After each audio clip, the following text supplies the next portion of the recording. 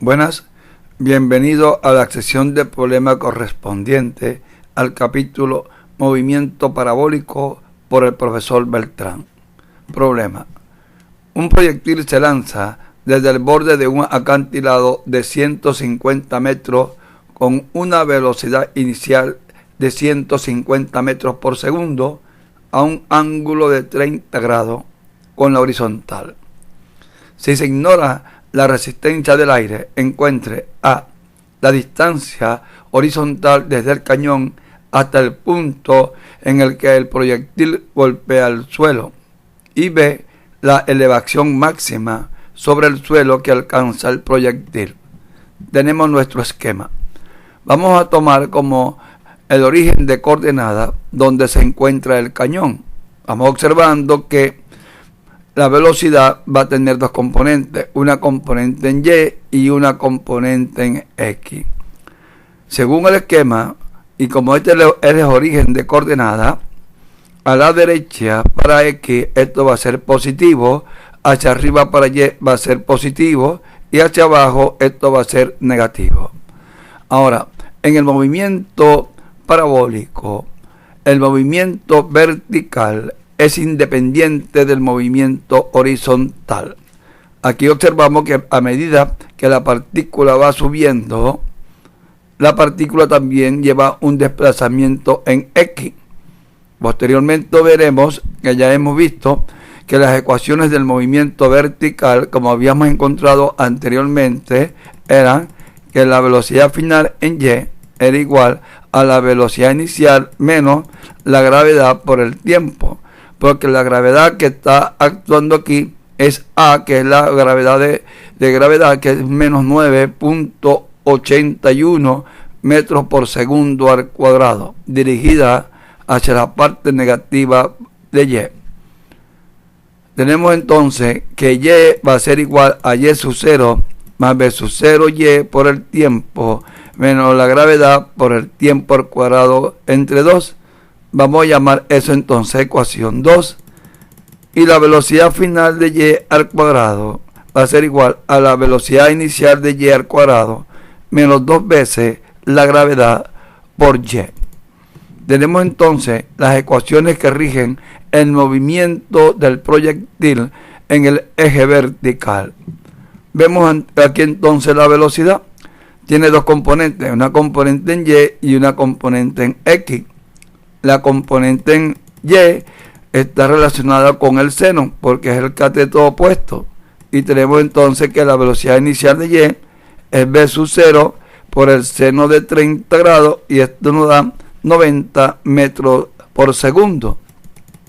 Igualmente la componente en X nos dio B sub 0 por el coseno de θ y esto nos dio 155.9 metros por segundo al cuadrado. Vamos ahora con los movimientos horizontales. En el movimiento horizontal, la partícula se mueve con velocidad constante. Y la ecuación que rige el movimiento constante es V sub X igual a X entre el tiempo. Como la velocidad es constante, la velocidad inicial de X a lo largo del movimiento se mantiene. Por lo tanto, despejando X, nos queda que X va a ser igual a B sub 0 por X, pero B sub 0 habíamos encontrado que era B sub 0 por el coseno del ángulo de 30 grados, y tenemos entonces aquí nuestra ecuación para X. Ahora vamos con el problema. La parte A nos dice, hallar la distancia horizontal alcanzada por la partícula. Vamos entonces, tenemos que X, B sub 0 por el coseno de 30, nos dio 155.9 multiplicado por T. Ahora, para hallar X, observamos, necesitamos el tiempo en el cual la partícula llegó al punto que tenemos aquí, o sea, al punto de alcance máximo. En este punto vamos a analizar qué ocurre. Vamos a tomar la ecuación número 2 para resolver la parte A de nuestro problema. Veamos. En la ecuación 2, como la partícula o el cañón o donde sale la partícula estamos tomando en el origen y sub 0 va a ser igual a 0.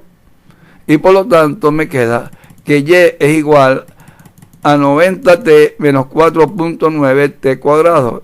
Aquí lo que fue que introducimos nuestro valor de b sub 0y, que era 90, y 9.8 entre 2 es 4.9 por t al cuadrado. Y nos quedó esta ecuación.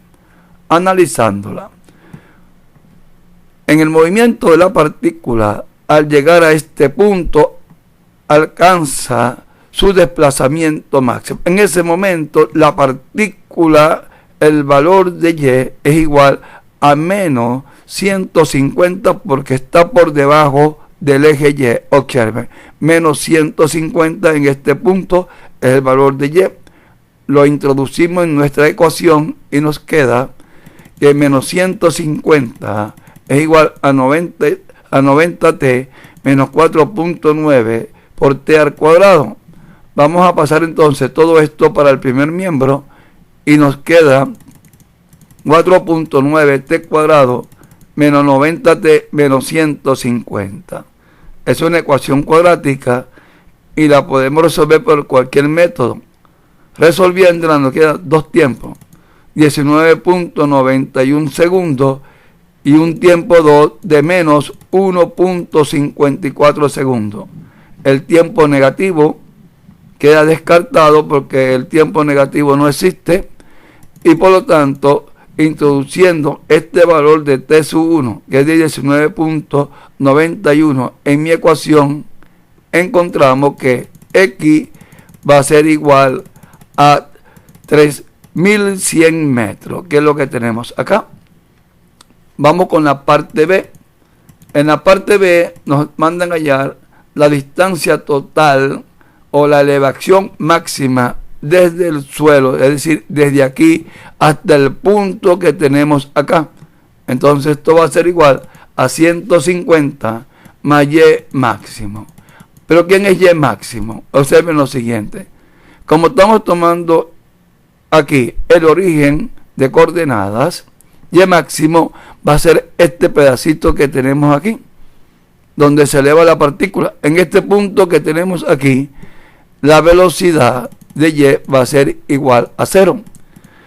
Por lo tanto, vemos entonces, vamos a tomar la ecuación número 3. La velocidad final es 0. Cuando la velocidad final es 0, y se convierte entonces en y máximo. Sustituyendo los valores, obtenemos que 90 al cuadrado, esto nos da entonces 8100 menos 19.6 por y máximo. Despejando y máximo de mi ecuación, nos quedó 413 metros. Y y total va a ser igual a 150 más 413. Y y total me dio entonces 563 metros. Como pueden observar, en la mayoría de los problemas de movimientos parabólicos, el problema está en plantear las ecuaciones de movimiento en vertical y en el movimiento horizontal, que siempre van a ser la misma. Ahora, dependiendo de los datos que se les da, se introduce en las ecuaciones y se hace el análisis correspondiente. Gracias por su atención y nos veremos en la próxima sección de problemas.